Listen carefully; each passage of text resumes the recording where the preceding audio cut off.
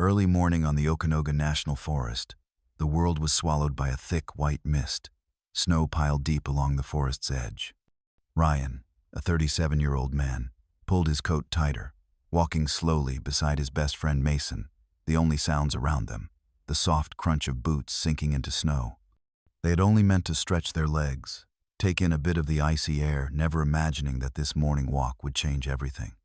Out in the open field, near a cluster of old birch trees, Mason suddenly stopped, raising a hand to signal. A small shape appeared beneath the snow, a shaggy female dog, lying motionless. Ryan frowned, heart pounding faster. They cautiously approached, thinking, "It's just a stray dog, right?" But when Mason knelt down and gently brushed the snow away from the dog's frozen body, both men froze in place. Ryan's eyes widened, his mouth unable to form words. Tucked beneath the thin, cold belly of the dog was another small figure, grayish fur, pointed ears, a thin, trembling frame. Not a cat, not a puppy. A bobcat cub, a wild creature. Lost and alone, clinging to the last scraps of warmth left in the heartless winter. Ryan knelt beside Mason, his hands trembling as he brushed away the thin layer of snow covering the dog's body. Its tangled fur was matted and thin, clinging with frost and ice. The dog was still breathing, but barely, eyes tightly shut, its breaths mere wisps of fog trembling in the cold air. "There's something under her," Mason murmured, his voice tense. Ryan held his breath, carefully sliding his hand beneath the frozen dog, parting the damp, icy fur. His heart seized. Not a kitten, not a puppy. It was a bobcat cub, thick silver-gray fur, sharp little pointed ears tipped with black, eyes half closed, but its ears twitched faintly. "Oh God," Ryan whispered, glancing at Mason. "It's a bobcat." In his life, Ryan had seen bobcats a few times up in the mountains, but never this close, never touched such a fragile wild creature.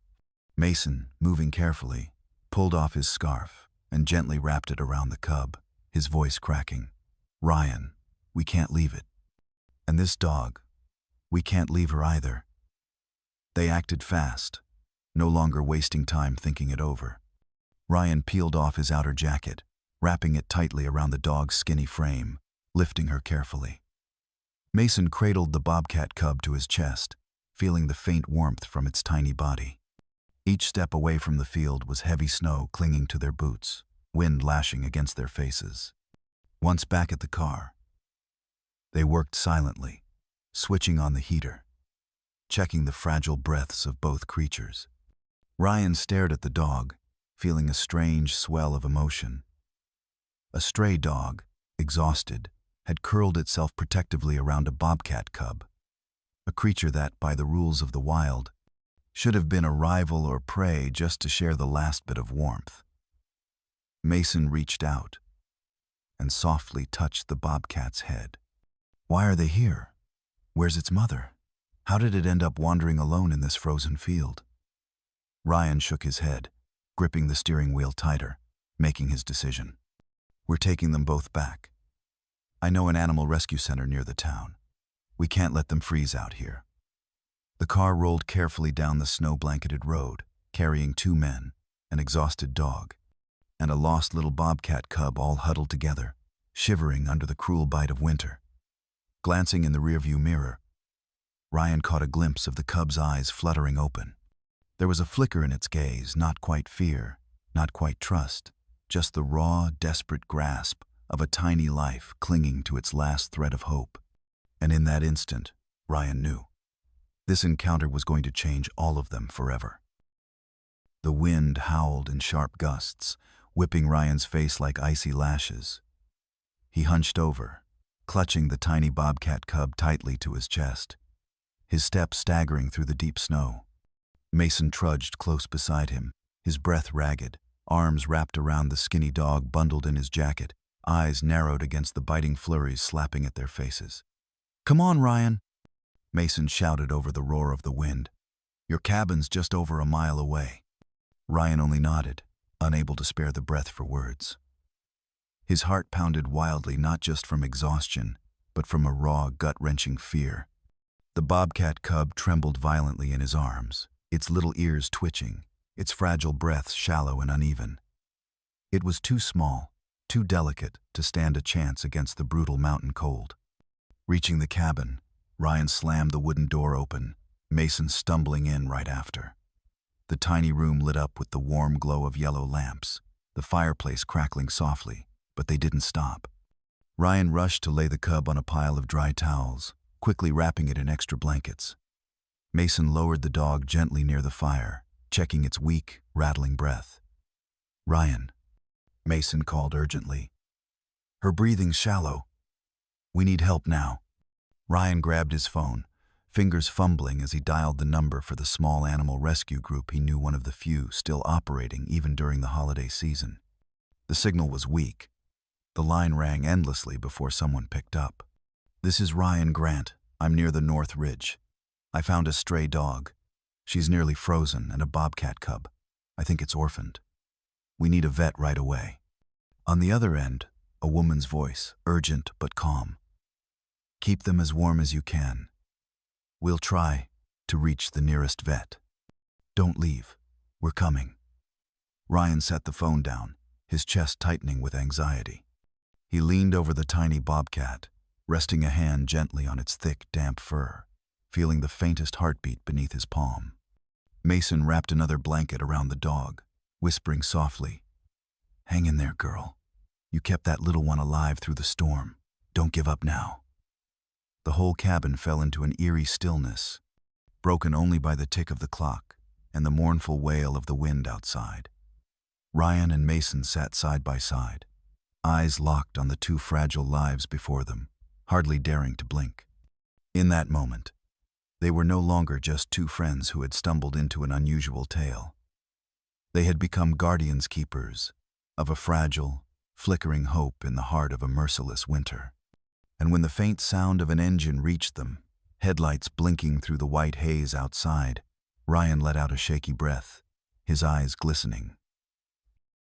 The wind howled in sharp gusts, whipping Ryan's face like icy lashes. He hunched over, clutching the tiny bobcat cub tightly to his chest, his steps staggering through the deep snow. Mason trudged close beside him, his breath ragged, arms wrapped around the skinny dog bundled in his jacket, eyes narrowed against the biting flurries slapping at their faces. "Come on, Ryan," Mason shouted over the roar of the wind. "Your cabin's just over a mile away." Ryan only nodded, unable to spare the breath for words. His heart pounded wildly, not just from exhaustion, but from a raw, gut-wrenching fear.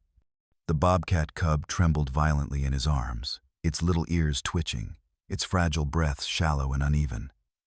It was too small, too delicate to stand a chance against the brutal mountain cold. Reaching the cabin, Ryan slammed the wooden door open, Mason stumbling in right after. The tiny room lit up with the warm glow of yellow lamps, the fireplace crackling softly, but they didn't stop. Ryan rushed to lay the cub on a pile of dry towels, quickly wrapping it in extra blankets. Mason lowered the dog gently near the fire, checking its weak, rattling breath. "Ryan," Mason called urgently. "Her breathing's shallow. We need help now." Ryan grabbed his phone, fingers fumbling as he dialed the number for the small animal rescue group he knew, one of the few still operating even during the holiday season. The signal was weak. The line rang endlessly before someone picked up. "This is Ryan Grant. I'm near the North Ridge. I found a stray dog. She's nearly frozen and a bobcat cub. I think it's orphaned. We need a vet right away." On the other end, a woman's voice, urgent but calm. "Keep them as warm as you can. We'll try to reach the nearest vet. Don't leave. We're coming." Ryan set the phone down, his chest tightening with anxiety. He leaned over the tiny bobcat, resting a hand gently on its thick, damp fur, feeling the faintest heartbeat beneath his palm. Mason wrapped another blanket around the dog, whispering softly, "Hang in there, girl. You kept that little one alive through the storm. Don't give up now." The whole cabin fell into an eerie stillness, broken only by the tick of the clock and the mournful wail of the wind outside. Ryan and Mason sat side by side, eyes locked on the two fragile lives before them, hardly daring to blink. In that moment, they were no longer just two friends who had stumbled into an unusual tale. They had become guardians keepers of a fragile, flickering hope in the heart of a merciless winter. And when the faint sound of an engine reached them, headlights blinking through the white haze outside, Ryan let out a shaky breath, his eyes glistening. He knew the fight wasn't over, but at least for now, they had won one more chance.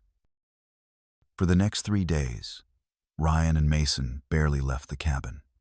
The Wildlife Rescue Center had promised to send a vehicle, but the snowstorm had collapsed part of the mountain road, delaying any rescue attempts. While the skinny dog, which Mason had affectionately started calling Snowy, gradually regained her strength, eating, standing, and even taking slow steps, the little Bobcat Cub remained their greatest worry. Ryan tried everything, warming up substitute milk, finely grinding meat, placing the food near the door so the natural outdoor scent could drift in, but the tiny creature only occasionally licked its lips, eyes half closed. Sometimes, it let out a faint, raspy hiss, like the whispered echo of the forest, reminding Ryan that it didn't belong in the human world.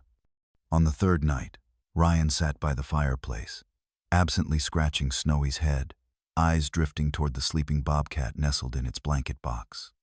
Mason came over, placing 2 mugs of steaming tea on the table, and sighed. "Hey Ryan, I've never seen you this invested in a wild animal before." Ryan gave a soft laugh, his voice lowering. "I don't even understand myself. But look at it. So tiny, so fragile, and yet it survived a storm, just by clinging to a strange dog." He paused for a beat. "If we hadn't arrived in time..." Mason gently placed a hand on his friend's shoulder. "Don't think like that. We did arrive in time, and you're doing everything you can."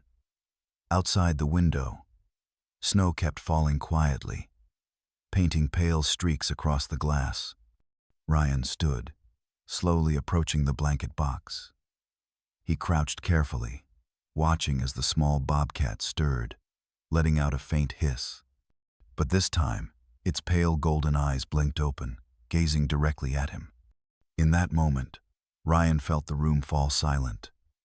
Nothing remained but that gaze, wild, pure, and filled with sheer survival instinct.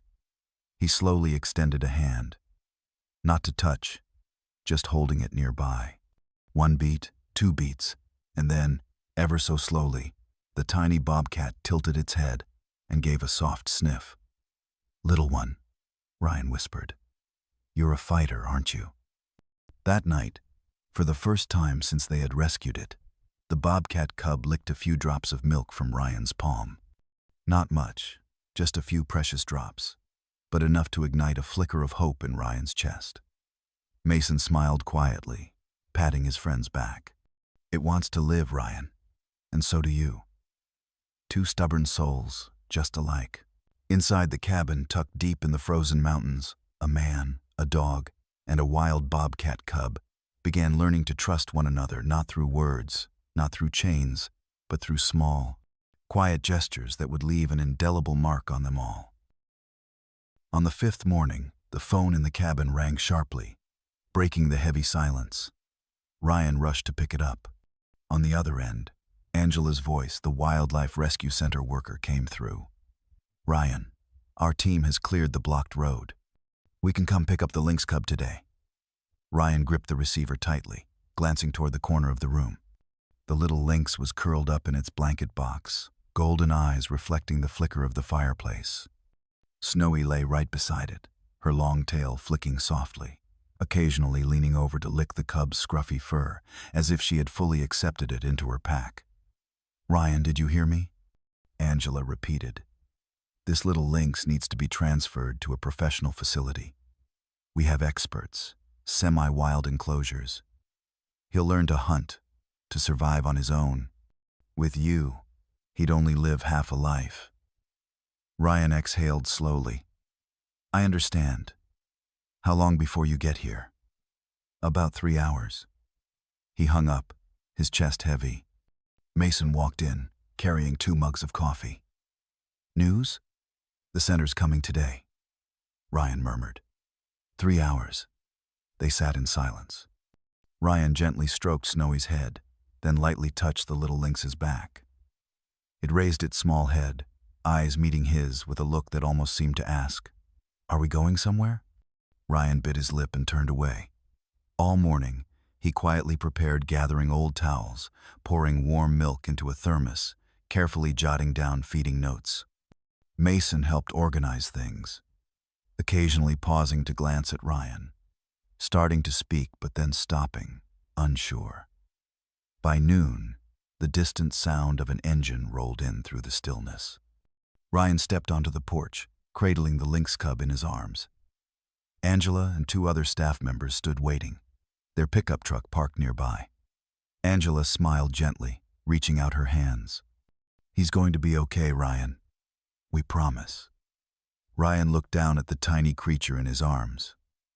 It let out a faint hiss, not from fear, but almost in question.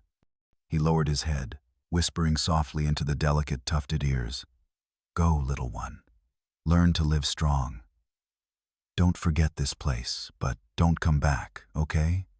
Angela carefully took the bundle, wrapping it in warm blankets and placing it inside a special crate on the truck. Snowy trotted over, letting out a soft, sad bark, her eyes shining with moisture. Mason put a firm hand on Ryan's shoulder. "You did the right thing." Ryan nodded, though his throat tightened painfully. He stood there, watching as the truck slowly disappeared down the icy trail, his fists clenched at his sides, heart filled with an unfamiliar, aching emptiness. He knew love wasn't about holding on. It was about having the courage to let go, to give a cherished creature the life it deserved. But why, even knowing that, did the moment hurt so much? In the days that followed, Ryan's cabin felt unusually quiet. Snowy often sat by the window, ears perked every time a sound rustled outside, as if hoping the small, familiar figure would come bounding back. Ryan buried himself in daily tasks, stacking firewood, checking the generator, chopping logs, but his eyes often wandered, gazing toward the empty forest trail where the rescue truck had once disappeared. Mason dropped by a few times, bringing hot meals, coffee, and light conversation to fill the silence. One evening, as they sat near the fireplace, Mason asked softly, "Do you regret it?" Ryan was silent for a while before slowly shaking his head. But he let out a sigh, eyes fixed on the coffee mug in his hands. "There's a part of me that still looks out that window, Mason. Still hoping to hear that little hiss again. Still imagining those pale golden eyes peeking out from the underbrush." At the rescue center, Angela continued to call regularly with updates. The little lynx, now officially named Flicker, for the way its tiny ears twitched like flickering flames when it moved, was recovering well. It was learning to eat fresh meat, to climb, to pounce and play alongside other young lynxes. Angela even sent a few photos. Flicker stretched out in the sun on a large rock, amber eyes glowing, thick silver-gray fur, sleek and healthy. Ryan looked at those photos, smiling softly, his chest tightening with a bittersweet ache. "Good job, little one," he whispered to himself. One afternoon, Angela called again, her voice bright with excitement. "Ryan, are you free? Our center is hosting a lynx release event next week. Flicker's been selected as part of the group going back to the wild. Would you like to come watch?" Ryan froze for a moment. He glanced over at Snowy, curled up at his feet, her brown eyes watching him intently. "Yeah," he answered quietly. "I'll be there." On the day of the release, Ryan drove through the forest roads, Snowy sitting in the passenger seat, her head poking out the window, nose twitching in the cool air. At the center, Angela greeted him with a firm handshake and led him to the semi-wild enclosure, where large cage doors had already been swung open.